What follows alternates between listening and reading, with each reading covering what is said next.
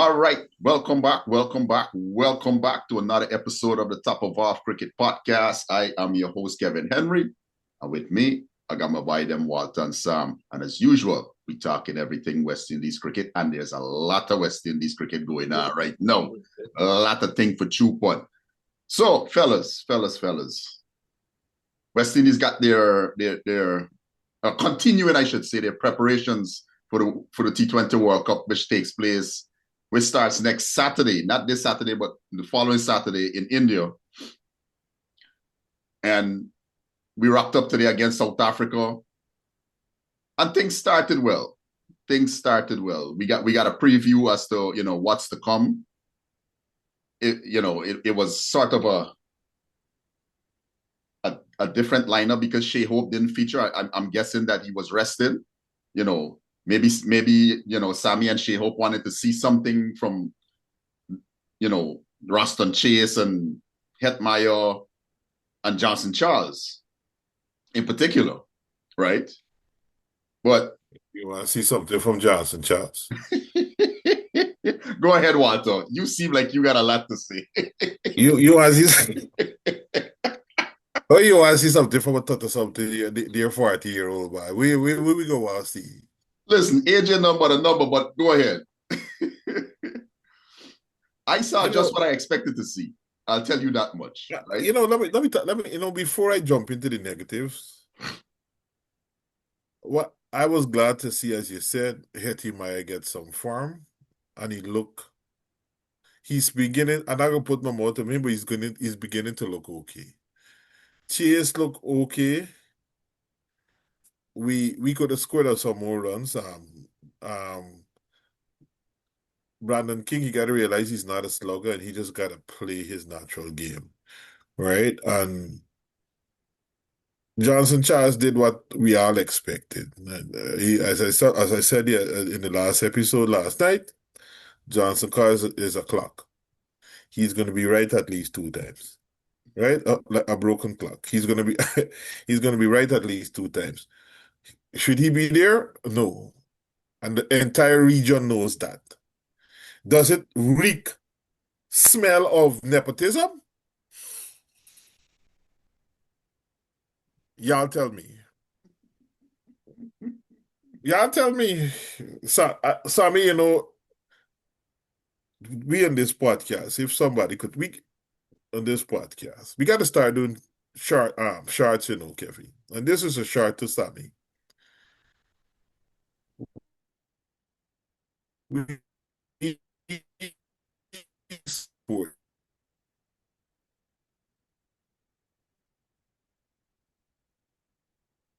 you. We support your practice with West Indies cricket team. If you tell me what experience, I don't know what's going on behind the scenes. You gotta pick Johnson Charles should not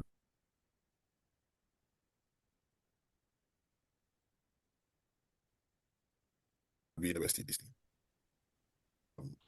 Youngster, I'm happy that he has an opportunity. I hope he makes the best of it. I don't think he's ready. And I'll say this now. Today, 9:50, the 27th of January.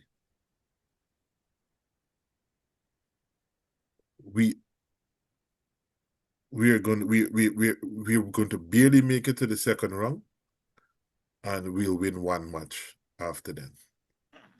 From what I saw today.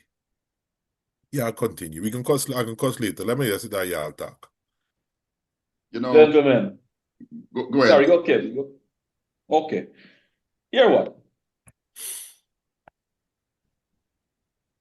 Johnson Charles, JC. I'm going to leave that alone. But before I do, let me repeat something. There is something else going on that we don't know that would justify Johnson Charles being here. Right? Like I said, Sammy might just want him to be part of the mix-up because in a year or two, we might see Johnson Charles being part of some coaching thing. I don't know. But there is something else going on there other than cricket. Because here is what. Johnson Charles is part of this squad, right? And based on what we know of the team makeup, one would argue that, look, it makes sense for him to open with King, right? But who knows?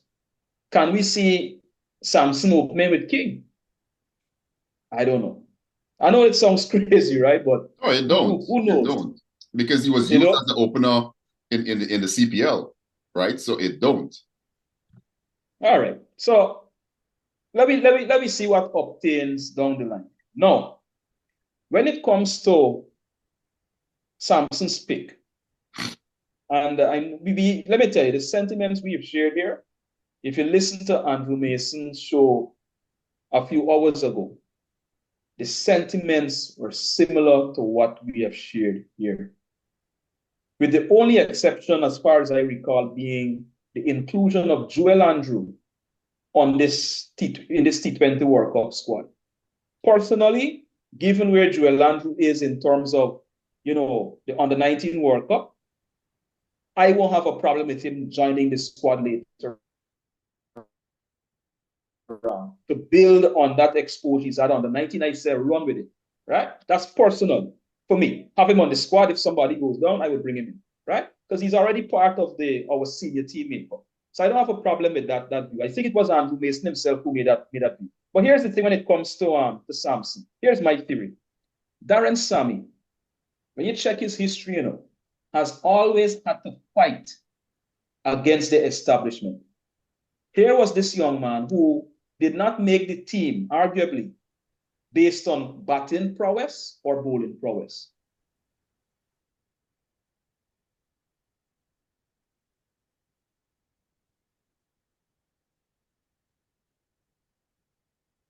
Sammy has frozen. Y'all can correct me if I'm wrong because trouble and what have you, right? So they brought him in that realm. No.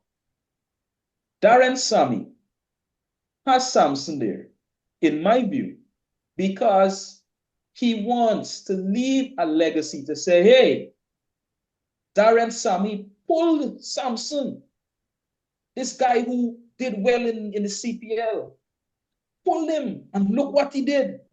He won us a World Cup or took us to whatever in the World Cup, because West Indies could not make it to the final, but Quinton Sampson can perform. You see? So I think part of what's going on here is Sammy don't give a damn. He's pushing against the establishment, right? Pushing against the majority view in the region, and he gonna do what he wants. And y'all can cry from now till the cows come home. Sammy will do what he wants. He's looking to build a legacy. He's willing to die on that cross. So y'all can curse from now till whenever. Sammy will do what Sammy wants to do. That is my theory. I don't. So I listened to Sammy's presser from yesterday. And he spoke of he feels something good with this squad, right? Yeah. And my mind panned back to 2024 when it was the same thing, right?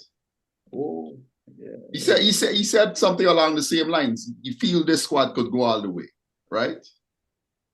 I'm here to tell Darren Sammy this squad is not going anywhere. If with that bowling lineup that can't defend the total, with the group of batsmen that we have, if Shea Hope doesn't play outstandingly well, we don't win games. You understand? When you're going to include a Johnson Charles at the top of your innings, you're effectively 20 for 1. Right? You're effectively 20 for 1. I'm sitting there and I'm watching today and I'm saying to myself, anytime now. And as I said, anytime now, there came the swipe. Like he on Tinder, he swiping. Right? He got a Tinder account and he's swiping. And what irritated me even more was Brandon King played a similar shot. You are not a slugger of the cricket ball, Brandon King. Leave that for Johnson Charles. He could actually bunt. You understand? And Kevin, if I could jump in here quickly. Sure. It was shown, I think one of the commentators, I don't know if it's Ian Bishop or one of them, said that, look, Brandon King was doing very well. Actually, it wasn't Bishop. It was not Bish. during the break. Bishop's were there in the 19s. Right. It was during the break. Yeah. My bad. Yeah, it was during the break in innings. And it was Sean Pollock. And, yeah, it was Sean Pollock. Yeah. And right. And so when they said, he was doing well just driving the ball, playing offside shots as he's good at. And then the swipe came. Yeah. Because it was premeditated. The Brandon King dismissal was premeditated. The Johnson Charles dismissal was premeditated. The Roston Chase dismissal was premeditated. It's not playing. See, here's the difference between what we did today and what the South Africans did today. The South Africans were very technical. They were surgical when they chased that total. You understand me? They assessed the risks, they understood the situation, and they played to it. And for some reason, we can't catch a ball to save our lives. How many catches did we drop today? I know of one. That's Hussein. Yes, that's the catch that Akil Hussein dropped, right? Now, it doesn't mean that we would have won the game, but who knows what could have happened had he held on to that catch. Yeah. When he stood under that ball, at no point in time, he looked like he was going to catch that ball. His whole body language screamed, I am not certain. Anyways, if we are going to make any inroads at this World Cup, we are going to have to figure out how to bowl better than we have bowled in the last 2 years. You understand me? We're going to have to figure out how to bowl better than. So this thing with Darren Sammy talking about this feeling that he got, you can have whatever feeling you want to have. Yeah, the fact remains, we don't have a squad good enough. He's a clip, Sonia. Yeah. A feeling. Yeah. A good feeling. Right? This is not soca music. Or the other group, Black Eyed Peas, I got a feeling. Yeah, this is not about the feeling. This World Cup tonight it's gonna be a good night. Yeah, this is not a feeling. Yeah. I am pleased. I was pleased with how Brandon King started. Yeah. Until he had that brain fade. I thought Hetmeyer was responsible in how he played today. Yeah. Right. And I said to you guys last week against Afghanistan, he is hitting the ball well. Yeah. He's actually hitting the ball very well. And gentlemen, you know that even him getting out, that was a brilliant catch. Yeah, that was man catch. Yeah. Jump in the boundary, well, throw the ball up, jump in the boundary, jump back in. On another day, the ball would have sailed out of the park. Right. So I can live with it. At that juncture of the innings, he had to go for it. Right. Yeah. You understand? Yep. I'm not going to hold that against him. Correct. But we didn't look like we understood how we should go about defending 170 odd. The bowling was poor. The bowling was very, very poor.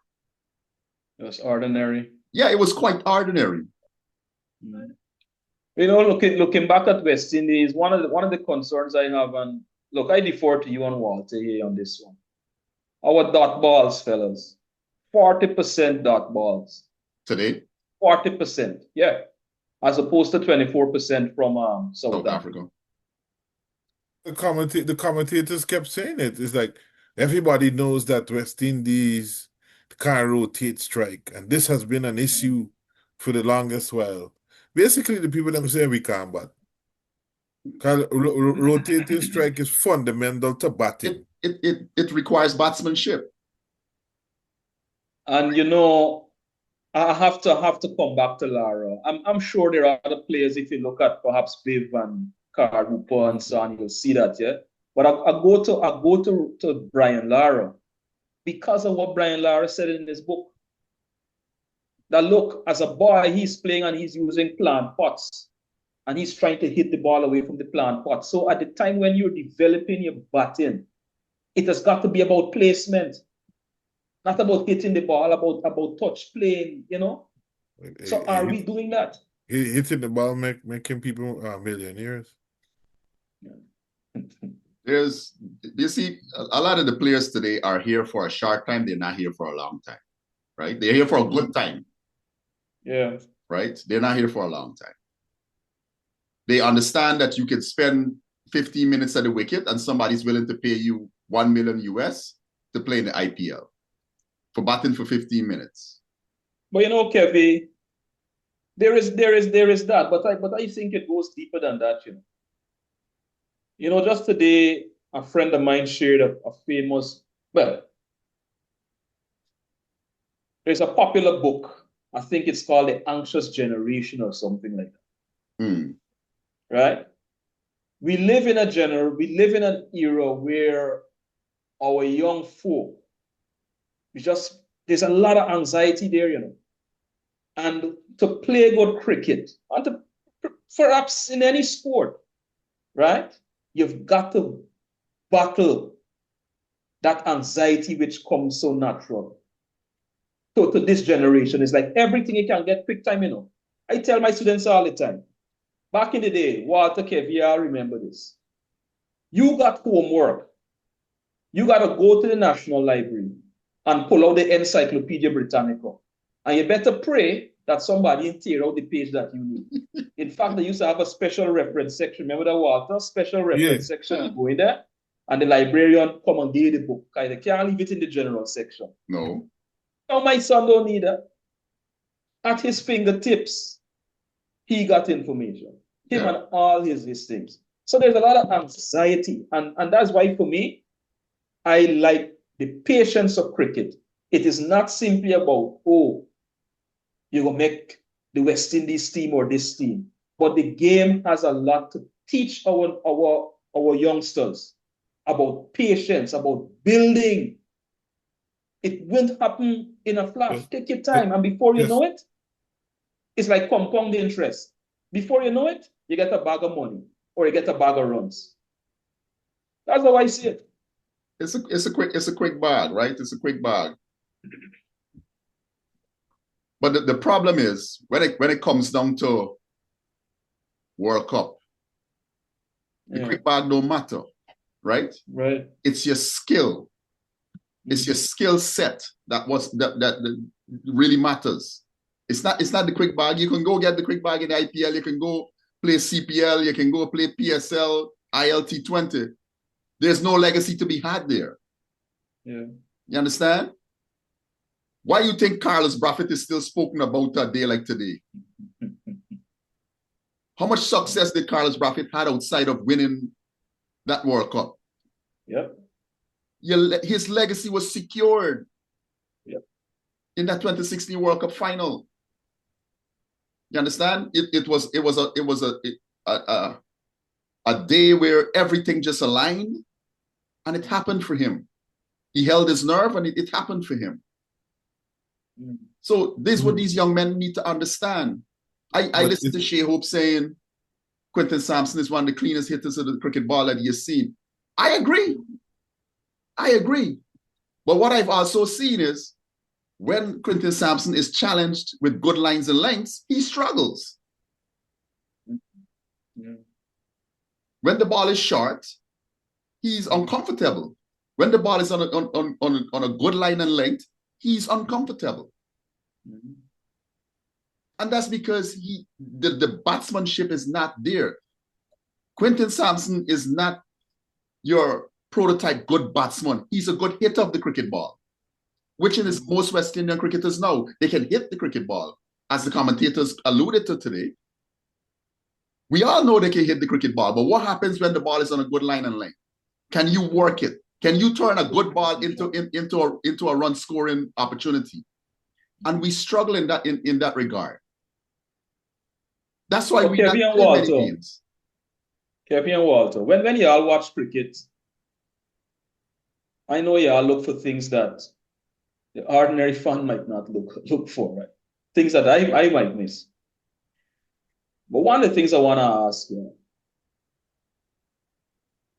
do you see a lot of our batters surveying the field? Like you're about, you just change sides and you're just looking around, like mentally hard, like refreshing your memory as to where the fielders are.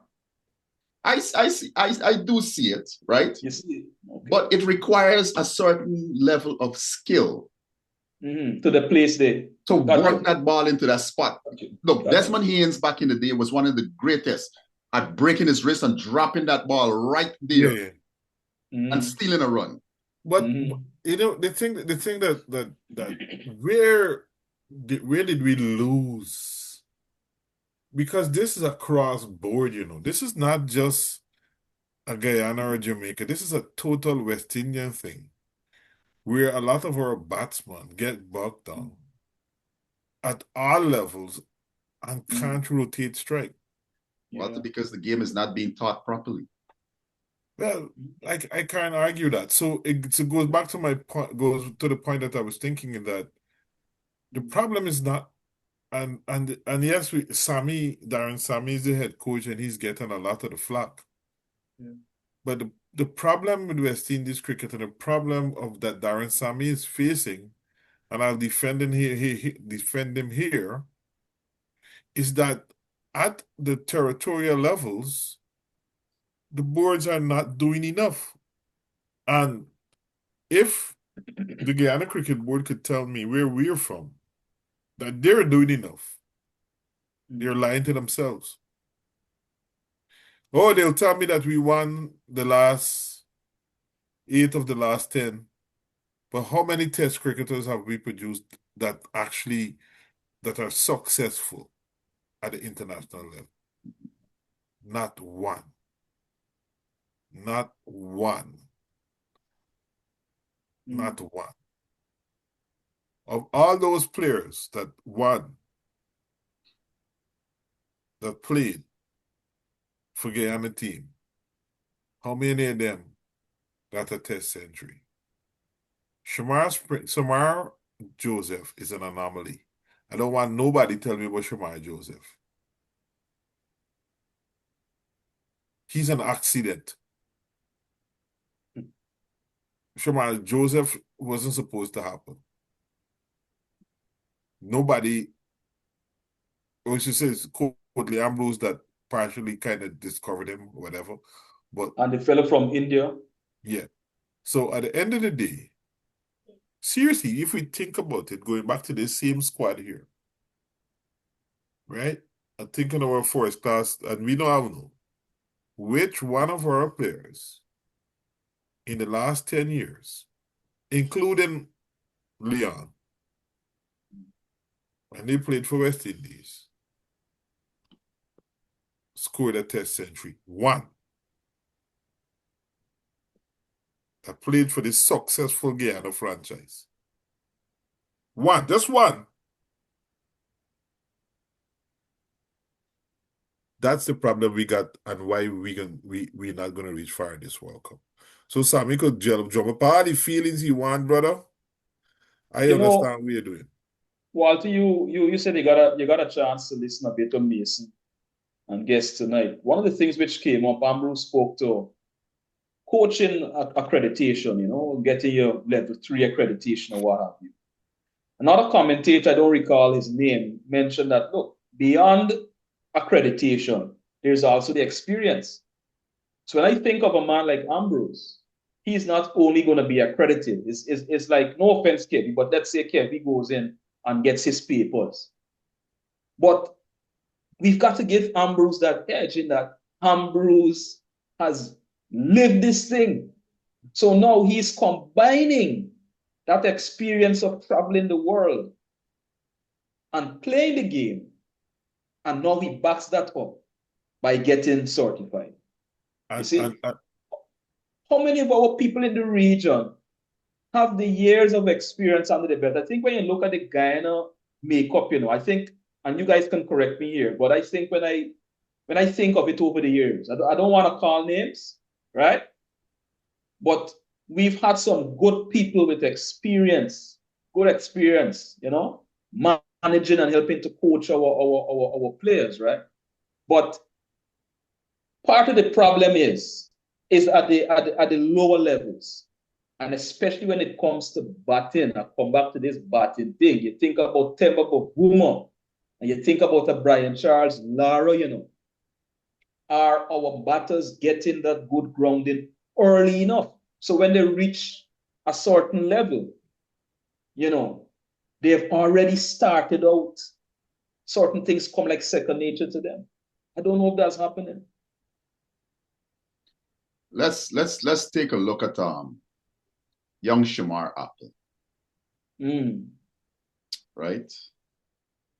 Shamar Apple is at the highest level of under 19 cricket right now. He's 17 years old.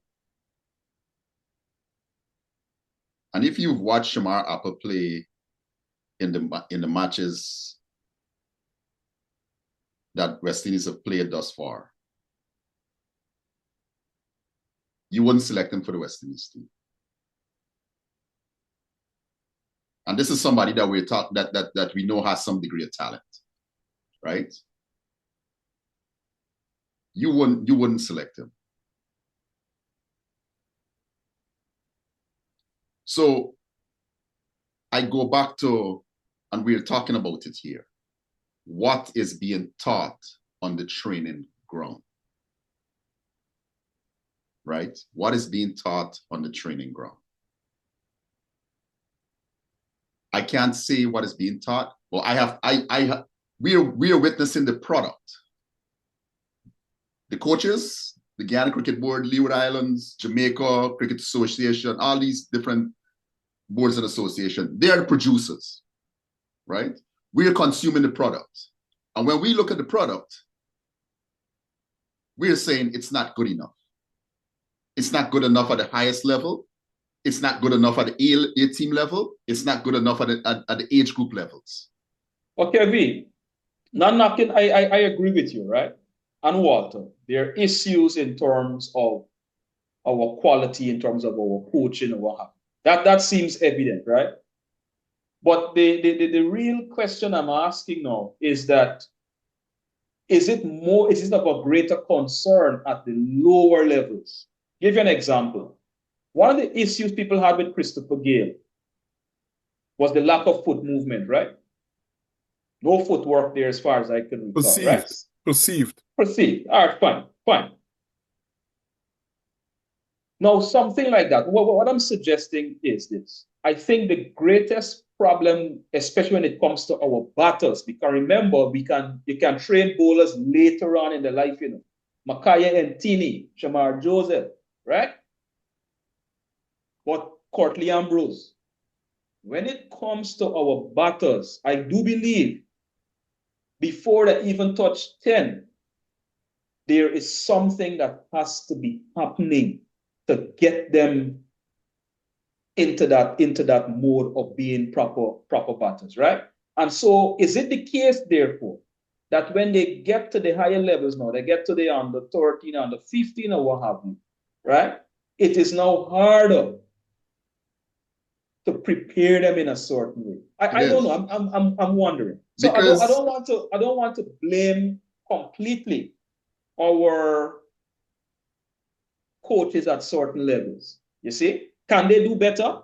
They can, but remember now, they are working with a certain product. In my view, I don't know. So here's the thing: at the highest levels, you get found out, right? Of course, yeah. But the thing that is being found out at the highest level would have started since you were 9, 10 years old. Yeah. You understand? Now, you don't have to be this textbook, most technical, whatever the textbook says. Right now, one of the greatest batsmen in the world is one of the worst things to look at. Steve Smith. Yeah. Shifting right, Chandrapal. I was just going to mention Shiv Chandrapal. Just a generation ago, we had Chandrapal was one of the worst things to look at, right? Yeah. The thing comes down to how can you utilize what you have and turn it into something that works for you, right? It doesn't have to be textbook. Yeah. Okay. So that's why I'm asking, what are the conversations being had with these players? You understand? How do you take this thing that is not good or a perceived detriment, but you turn it into an advantage? Because if you look at Steve Smith, you go in, what the hell are you watching at here, sir? Kevin, and viewers, do you guys know what the average in Guyana at least practice session looks like? Nothing has changed from 1992, 1991 when we started playing club cricket, Kevin.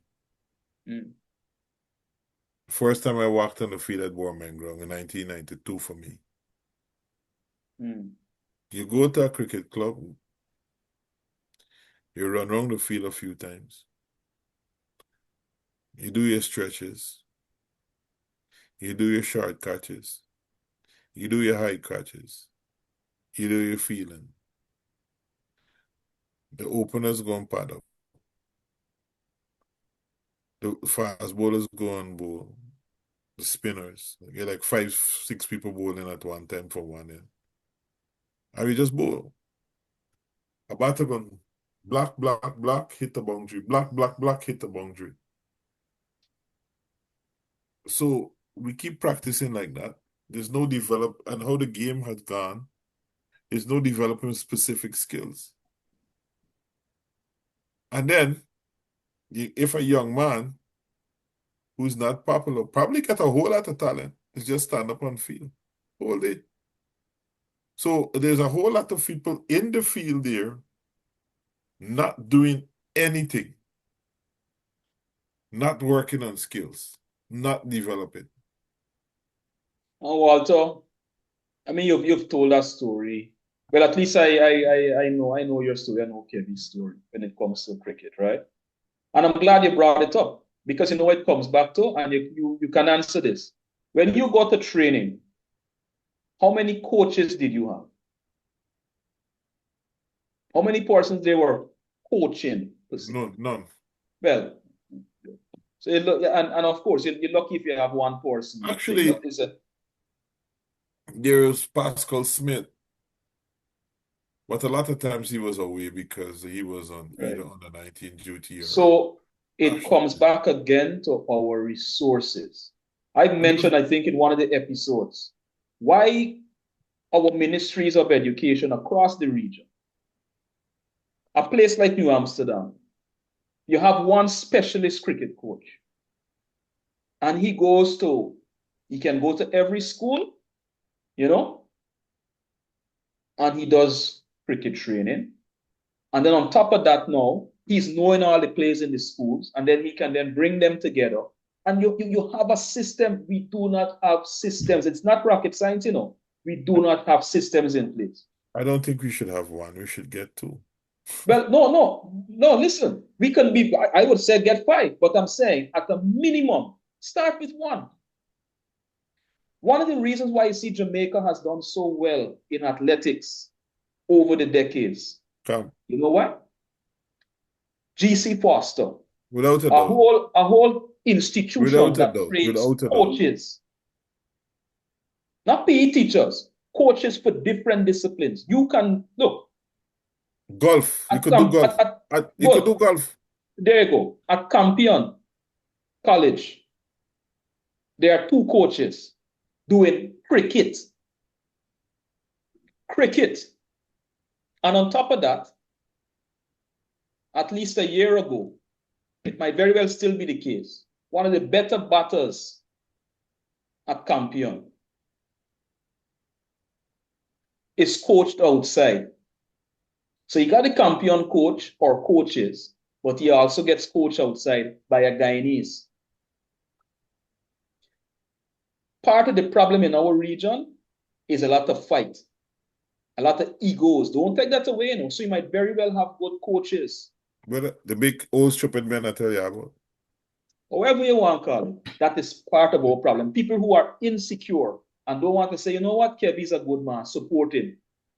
They got their friend in certain places, so they're going to stifle Kevy. So Kevy don't get the chance to coach. And before long, Kevy pack up his bags and he gone to Canada or gone to England and taking his talents there. That's the story of this region. That's why we remain underdeveloped. I won't blame the white man. It's we underdeveloped in this place here. Let me tell you all that straight tonight. I challenge anybody to tell me otherwise. We here today. You know, you got to give them some blame first, and then like the first is stages.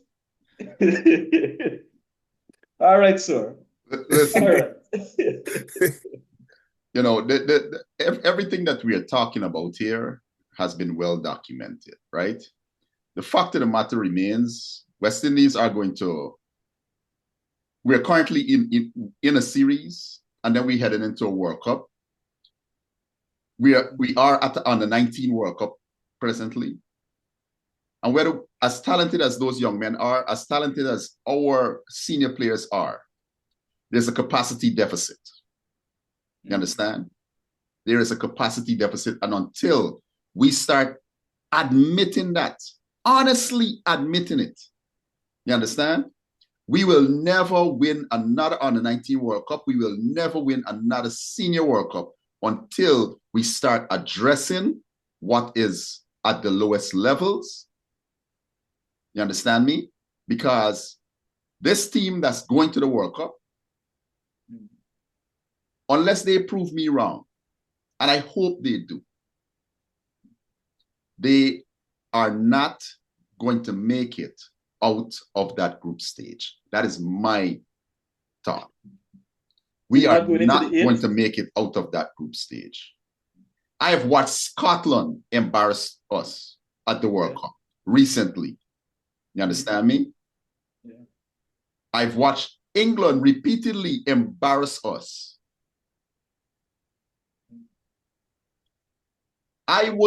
It's not far removed from this Italian side that we have to take on from beating us. You understand me? And I hope what I'm saying here light a fire, because we didn't believe that Kenya could beat we. We didn't believe that Ireland could beat we. We didn't believe that Nepal can beat we. We didn't believe that Scotland can beat we. Netherlands can beat we. Zimbabwe can beat we. Afghanistan. You see the trend there? With all the rich legacy that we have, year upon year, West Indies cricket, the standards has diminished year upon year. So this feeling that Darren Sammy is speaking about, he's entitled to it. But the only thing is, ain't no facts attached to it. You can't compare this side with the 2016 side. You know why? The guys that played in 2016 were well grounded in first-class cricket. The Marlon Samuels, the Christopher Gale, the Dwayne Bravo, Solomon Ben. You understand? Those guys were the core, Dinesh Ramdin, core of this team. They were well grounded in red ball, first-class test cricket. So they knew when there were tough times, even though it's a 20-over match and there's tough periods, they knew how to navigate it. We got a bunch of people who could barely average 20 or above 20 in first-class cricket. First class. Yes, first class. First class.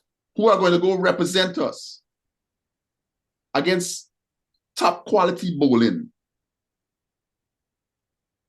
Darren Sammy is free to have his feeling. But there's people who are realistic about our chances. And I am one that's realistic that we are not going to make it out of the first round. I hope they prove me wrong. I hope Quinton Sampson proves me wrong. I hope Johnson Charles proves me wrong. I hope Romario Shepherd proves me wrong. that's where I end for tonight. If you guys got any closing thoughts, let me know.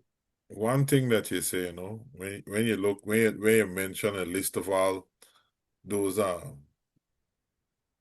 teams, right? One of the things we learn in English 105 Sammy at UG is a non sequitur, right? So it's a conclusion or statement that follows a logical from a previous argument or statement, right? So you said it, right? But that wasn't a non sequitur for truth. It definitely was. Because what you were saying is very logical. Hear this. Afghanistan. Actually, right?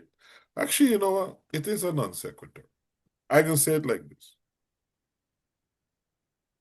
Afghanistan, Scotland, Zimbabwe, Netherlands are minnows. These teams often beat or defeat the West Indies when we play them. So therefore, West Indies is a minnow. In current day cricket, yes. So it's a non sequitur. I have nothing more to say. So minnows normally don't make it out of the first round. Yeah. But we I gave us a chance. But I am not. So since minnows don't normally make it out. So since you're saying that we will make it out, that's where the non sequitur comes in. That's what you're saying. No. All right. So they beat us. We shouldn't be making it out. Right. They don't beat us. They beat us. Mm. This is where the non sequitur come in. So therefore we are a minnow. Right. Anything in closing, Sam? Listen, in closing, good luck to the under 19 boys in a few hours. That's my closing comment. I expect them to. I hope the coach would have said, hey, part of Avenging 27 is today. Yeah, man. I hope that's part of the motivation. Anyways, people, let us know your thoughts down in the comments with regards to the match that took place today. It's an idea. We're getting an idea of what to expect next week when the World Cup kicks off. Don't forget to subscribe, like, share, all that kind of stuff. And as you've been doing, keep engaging in the comments. Difference of opinions is welcome. Love it. Anyways, now because we say that West Indies ain't getting out to the first round means we ain't love West Indies cricket. I just being realistic. West Indies is family. Sammy, any feelings? I being realistic. West Indies cricket is family, boy. It is family. One love. All right. Anyways, fellas, catch y'all later.